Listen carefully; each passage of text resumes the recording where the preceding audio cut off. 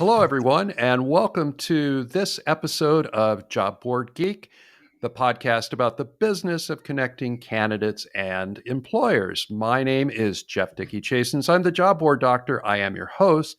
And here with me today, I have my friend and co-host, Steven Rothberg of College Recruiter. Hey, Steven, how are things? Good. You didn't call me like the erudite or the irresistible or the irresponsible or something like that this week. I'm not sure if I'm in the right place. Well, honestly, I did find some words, and I thought about using them, and I thought, no, I'm going to throw him off his normal pace. I'm just not going to use them. I'll save him for some time when he's not expecting him. So That and the fact that you wanted to keep the G rating. Got it. that's right. Understood. That's right. Okay. That's right. Yeah. So folks, today we're going to do something a little bit different. I don't know why, but we are. We are not going to have a guest on the show, but instead, Stephen and I are going to be asking each other questions about ourselves, our backgrounds, our businesses, and various and sundry things that we've each picked up about each other, just so that you can get to know us a little bit better and hopefully have a chuckle or recoil in horror, depending on what your attitude is about our response. So, Stephen, I'm going to start out with my question first, because after all, I'm talking and you're not. So, on everything I've ever seen that you put out about yourself on LinkedIn, on College Recruiter, et cetera, you refer to yourself as a visionary for a college recruiter. So, my question is, do visionaries ever need glasses? Visionaries need glasses, and I also frequently need a white cane. Uh, so the visionary comes from we manage our company using what's called the Entrepreneur's Operating System, EOS, Mm-hmm. and uh, basically the visionary in the company is the one who sort of sets the direction, creates the mess, as our employees might call it, and then they get to clean it up. But in a large organization, the closest equivalent would be like a chairman. They're Mm-hmm. not tasked with doing anything really on a day-to-day basis, but they do more of that visionary. They've got their heads up. They're looking at the industry. They're trying to see where the industry, where their competitors are going, and then communicating to the employees, vendors, customers, et cetera, of their company where their business needs to go. And so a lot of my role is to sort of look around corners and to try to see what's coming. For example, we're investing heavily on what we call international postings, postings outside of the US. Mm-hmm. And we're signing up a lot of customers that are sending us job feeds, or we're sending them job feeds. And I'm getting into all the fun stuff of, what if a job is in the UK, but the customer is paying us in US dollars and the CPC is in pounds sterling? Mm. How do we handle that? What if the job's in Australia and it's Australian dollars and the CPC's in Australian dollars, but maybe we don't have much traffic in Australia? So I'm trying to kind of get us ready for like next year. A Mm-hmm. lot of times, and every once in a while, Jeff, I think every once in a while I think I make the right decisions. But you've done consulting work for us. You've helped us dig ourselves out of some holes, and I would. Am I fair? Would it be fair to say that I create a lot of those holes? Um, I would say that I'm not going to answer that question. I'm pleading the he fifth. wants he wants more consulting business. Okay, so I've got a question for you. Yeah. You call yourself the job board doctor. Is that because you look smashing in a white lab coat, or because you aspire to interact with your clients like the dentist did in Little Shop of Horrors? Well, I don't look good in a white coat. And I can tell you that because I have actually dressed up as a doctor, because I'm a doctor's son, actually. My dad was a real doctor. And thank God he died before Job Board Doctor came along, because he would have been horrified with what I'm doing. But I probably the second analogy of the Little Shop of Horrors is more accurate. I think several of my clients would say, yes, it felt like you were doing bad things to me when we were working together. Except it's like the kind of bad thing that turns into a good thing. I like to think, most of my clients come back. That's honestly, that's where most of my business comes from, is clients that have hired me and then they keep hiring me. But yeah, I remember I came up with the idea for the consulting business long before I came up with the name. And the name was actually spurred by a conversation with someone who will remain nameless, because he probably doesn't want anyone to know that I talked to him, or vice versa. And I was saying, this is my idea. I'm going to be working with job boards. I like to get in and get my hands dirty and help people. And, I have a very wide background in all sorts of things. And he looked at me and he said, yep, there's a lot of sick puppies out there that need help. They need a doctor. And I'm like, job board doctor. And in fact, I will never forget, probably the second or third year I was going to the conferences, and I walk into a room and this guy came up and he said, it's the doctor, and started yelling at the top of his lungs. So it's an identifiable name. Let's put it that way.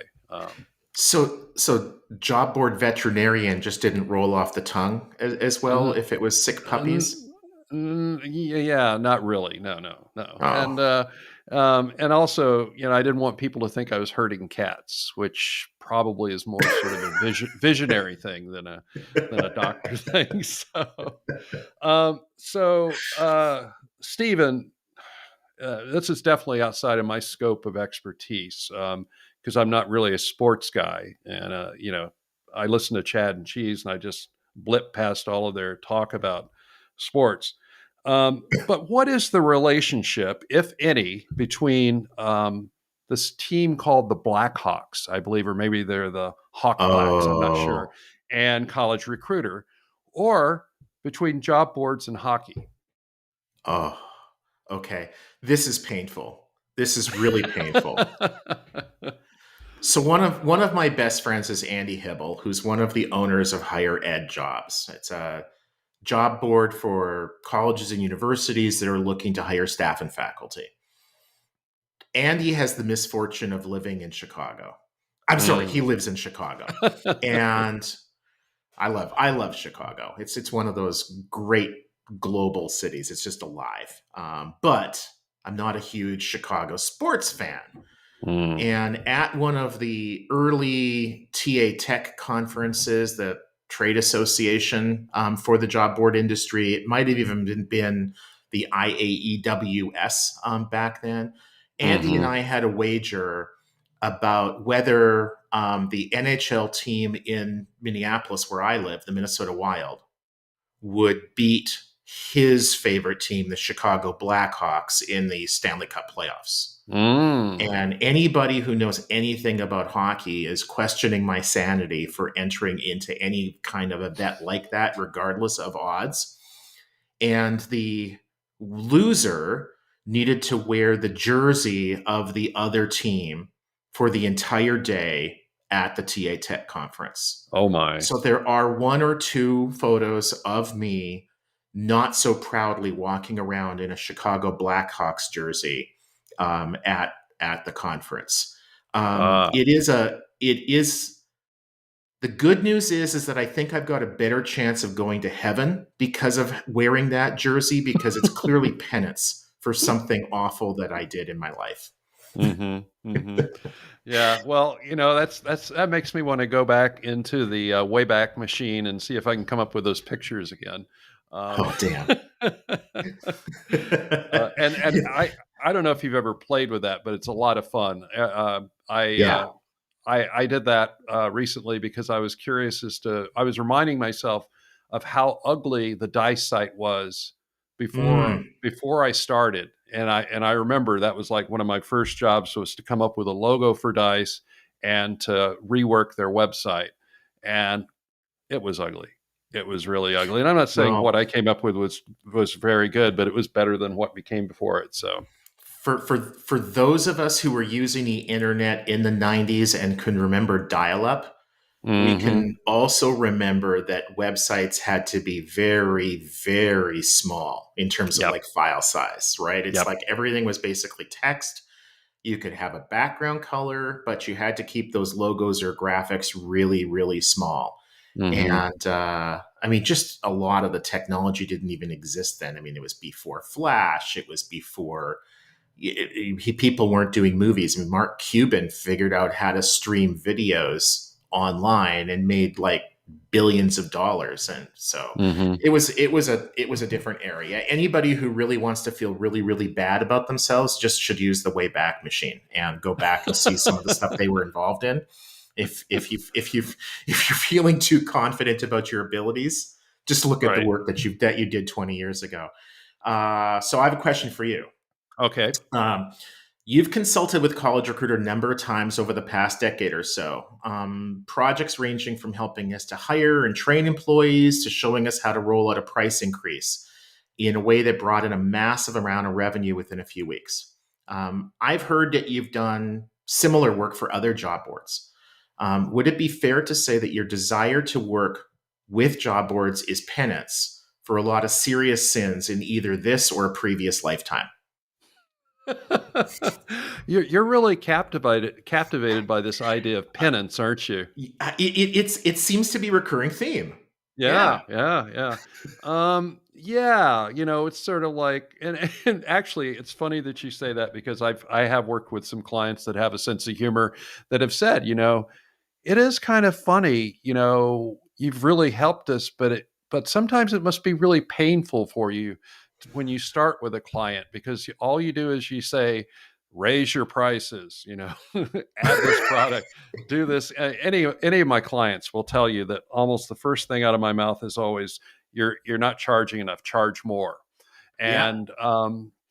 And they're like, that must be very hard for you to have to do that over and over again. I'm like, no, it's like one of the things that I do on the side, which I really like, is I build furniture for fun. Mhm. And I'm very much a builder. And so to me, it's not really penance or anything. It's more like an extension of that building aspect, where I get to get in there with my client and help them build something that's going to make them more money and that's going to be something that's better for candidates and better for employers. Because, I do feel like the one higher purpose of my business, apart from, filthy lucre, is to make the world better for candidates because there Mm. are just, I've been a candidate. I've had to use some of these sites and some of them really suck. And, you know, every time I can help a client make more money and do better jobs for their candidates, that's a win for me. So, I like getting my hands dirty. It's not a penance, except every now and then. And I'm not going to say any more on that particular aspect. So Stephen, I One, got a question. Huh? well, before you do, so one Yeah. one memory I have of when you're talking about raising prices. Hmm. So we had, man, this is probably going back 6, 7, 8 years. We Hmm. had, if you might recall, like an unlimited job posting Yep. package, and it was Hmm. like 5 grand for the year, or Hmm. something like that. And we were meeting with you, and we could see that we had a bit of a cash crunch coming up, and you basically just like in 2 seconds, it's like, oh, okay, here's what you do. You take Hmm. that $5,000 annual package and you tell all of your customers, even those who aren't set to renew for 11 months, that you're going to be increasing the price to $7,500. And they've got 30 days to renew. And if they renew early, you'll just tack on to the end of their existing package the new one. And so Hmm. they would get grandfathered in at 5 grand. And rather than selling maybe a handful of those a month, I think we sold like 40. Um, it was absolutely ridiculous. So it definitely did seem that when we raised the price of that package, that our customers valued it more. Yep. And if you charge too little or nothing at all, then that's kind of the value that people put on whatever you're going to charge. So, yeah. Anyway, so Well, cool. So I have a third question for you, and for the people who are enjoying the intro and what's it called, the outro music, the Hmm. music at the beginning and at the end. This probably won't be a huge surprise to them, but you've told me that you grew up in Texas Yep. and that you moved around the country a number of times. Hmm. Most recently to where you live now in Grinnell, Iowa. Hmm. Would it be accurate to say that your moves were poorly executed attempts to find culture because you're in a witness protection program, or because you realized years before that most people in our industry, that sales, marketing, administrative, and other office work could be done just as well remotely in an office instead of having some tyrant of a boss always looking over your shoulder? That's a that's a good question, and that implies that I had some sort of forethought as I moved around the country, as and it implies that I knew what I was doing. But in fact, my wife and I used to joke about this. We were very non-traditional movers. Most people move because of their career. They get a job Mhm. somewhere, they move somewhere, or at least until the last 2-3 years, and we never did once. Every single time we moved, it was because we were tired of living where we were, or we wanted. I remember saying when we moved to Lawrence, partly it was for my wife's school, but it was partly because Lawrence is very well known and was in those days for rock and roll, and had an incredible Lawrence, Lawrence, Kansas, right? Kansas, right? Yep, College town, supposed to be college really town. nice. Yeah, Yeah. and it had an incredible venue called the Bottleneck, which I believe is still around. And Hmm. everyone that was anyone in rock and roll that was up and coming rolled through there. And between Mm. that and the university, I said, "Yeah, let's move there." I had no job, and I would say that in general, all this moving around has also made me much more of an earlier adopter to doing remote work, because I've been doing Yeah. remote work since the year 2000. I mean, we're Yeah. about the same uh, on that in terms of how long we've been doing this. Because I sort of separated for myself the concept of having to go into an office or having to be in a certain place to do work from the work itself. Yeah. And I think, for me, it was a positive thing. It's not for everyone, and Yeah. I someone was saying to me the other day that I've consulted with, and they're saying, my dream exit plan would be to, sell my job board and do what you do. And I'm like, you're crazy. Mm. And if you really like Well, waking up half of every that sounds good. The other half, maybe not so much. Right, exactly, exactly. Yeah, I mean, if you like waking up every month and saying, "Gee, I wonder if I'm going to make any money or not this month," then being a consultant is for you. So um, Yeah. it's an interesting situation. But so, Stephen, I have one last question for you. Uh-oh. Yeah, so people may not know this, but Stephen is a lawyer as well as. Yeah, I know. I, I know. I, Well, what? there's an audio problem. There was a word in there that clearly wasn't. Yeah, yeah. Well, so yeah. Actually, you can bleep this out if you want. But has being a lawyer made you a better boss, or has being a boss made you a better lawyer? Well, I like to say that I'm a fully recovered lawyer. Mm. You know me well enough to know that that's bullshit. Oops, there's a bleep. Uh, horse hockey or horse Yeah. pucks. Right. So you know me well enough to know that that's just nonsense. And any member of my family would say that maybe I'm a little bit recovered, but there's a whole lot of treatment that I'm still needing to undergo. Um, I actually think that I'm a really bad boss in the sense that I'm not good at managing people and I really don't like it. That It's is a one good of the combo. reasons. Yeah, and it's like, we all kind of have to realize where we're good at things and bad at things. And I am very much an activator. I want, if I can think of an idea today, then it should already have been executed today. Hmm. Like let's move, let's get this done. And um, I look at that as both a positive and negative, and I think other people around me as well. It moves us forward. We certainly are not complacent. We embrace change. We're dynamic, but there's also the impatience there, Hmm. and so sometimes it's just hard to for me to remember that if it took me 2 days or 2 weeks or 2 months to kind of formulate an idea or a vision of where we want to go, it's probably going to take a lot longer than that to execute it. Hmm. And but I just won't have the patience. So one of the nice things about the way that we've structured our company is that nobody reports to me. That's really good for me, and it's really good for them. Hmm. When there are legal issues, if there's a contract or something like that that's pretty routine, that'll come to me, and I'll read through that. We're in the process of hiring somebody right now who signed an employment agreement with their previous employer.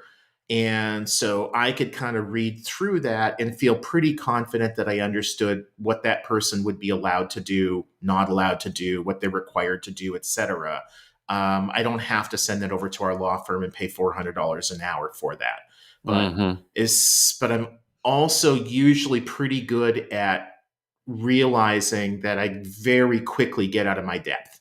Hmm. And that if it's something with intellectual property or some kind of complicated license of software or something, then I'll have a look at the agreement to make sure that it's consistent with what I think it should be saying. And then I can send that over to the lawyer and say, hey, here's what we agreed to in a handshake. Here's what I am seeing in this agreement that might cause me some concern. What do you think? And Hmm. every single time they will see a bunch of things that I just didn't.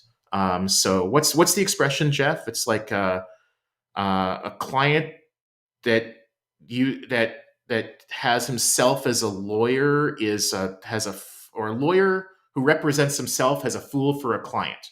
Right. I think Right. is the expression. Hmm. So anybody who's listening who might have a law degree and is running a business, I would definitely say that they should have some kind of independent person out there, an attorney, a lawyer, um, looking over their shoulder, doing contracts, etc. I think you get yourself into harm's way pretty darn quickly. Yeah. And, I said earlier that the most common thing that my clients will say that I tell them is, raise your prices. The second most Hmm. common thing I tell them is, I am not a lawyer. Yeah. Because people ask me a lot of questions that get into legal stuff. And I'm like, I'm not a lawyer. You need to talk to your counsel about this. This is out of my skill set. And I think it's important for everyone, no matter what your job is, to sort of know where your expertise ends, and Hmm. and be willing to let those other experts jump in and help you. So, Yeah, well, and listen. for people like me, it's actually really easy to know where my expertise ends because it's a pretty short list. Again, I'm going to take the fifth on that one. So, well, listen, Stephen, it was an interesting conversation. I'm not going to compliment you for being a good guest because that would only continue to fuel your ego. Oh, But don't do uh, that. yeah, no, I don't want to do that. But anyway, Stephen, if after listening to all this stuff, people actually want to get in touch with you, how do they do that? Wow. Yeah. Well, first of all, they definitely need a sanity check. So easiest way, shoot me an email, Steven at collegerecruiter.com. And my good friend, the doctor, it's been a pleasure. Yes, and likewise. And maybe we'll do it again. Who knows? But anyway, that's it for today's episode of Job Board Geek. Be sure to subscribe to us via Apple, Spotify, whatever you happen to like. We're probably on it. And if you want to leave a review, that'd be even great. And again, this is Jeff Dickey-Chasins, the Job Board Doctor. You've been listening to the only podcast that focuses on the business of connecting candidates and employers. That's it for now. I'll see you again soon. Bye.